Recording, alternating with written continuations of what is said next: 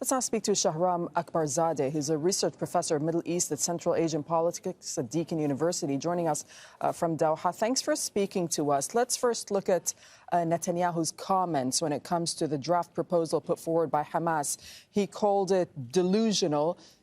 Do you think that he rejected it, or is there still space for negotiation going forward? I think from Netanyahu's point of view, first, thanks for having me. From his point of view, any deal with Hamas would give credibility and recognition to Hamas. So he's very averse to the idea of signing a ceasefire deal, even end of the conflict, a peace deal with Hamas. Secondly, he knows very much that his future, political future, is tied to the right wing in Israeli politics. He has people like the security minister who has actively advocated the capture of Gaza and repopulation settlement of Israelis in Gaza. So Netanyahu's future is very much in the hand of the right wing, and he's not going to antagonize them by stepping back from his promise of destroying Hamas. Right, but the more time passes, the more risk there is that more captives are killed in Gaza by the Israeli bombing, as we've seen. So is there a timeline here that Netanyahu feels like, you know, he has to work with? I think Netanyahu has accepted, and I think all the families of hostages have recognized that the hostages are acceptable collateral damage. Netanyahu is not making decisions based on the interest of the Israeli hostages in Gaza. He's making decisions based on his own interest, his political interest in the future of Israel. How much pressure do you think is the U.S. administration willing to put on Netanyahu at this point in time? We heard Secretary of State Blinken in Tel Aviv saying that negotiations towards a deal will continue. Do you think that he sounds optimistic?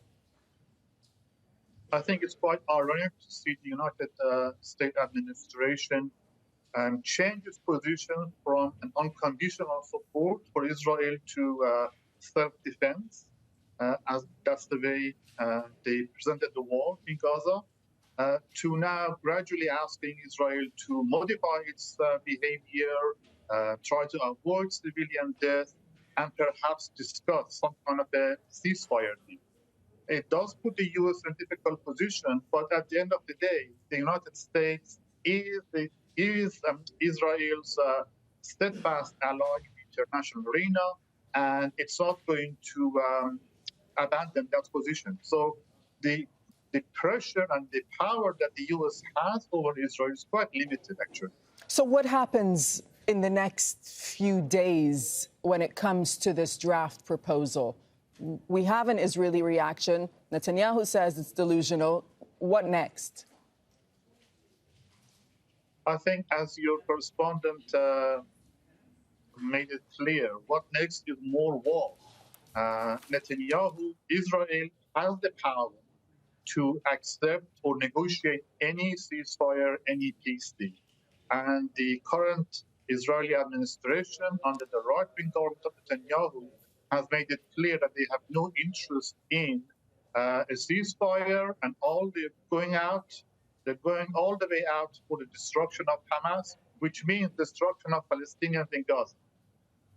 Okay, we'll leave it there. Thank you, Shahram Akbarzadeh, for speaking to us from Doha. Thanks for having me.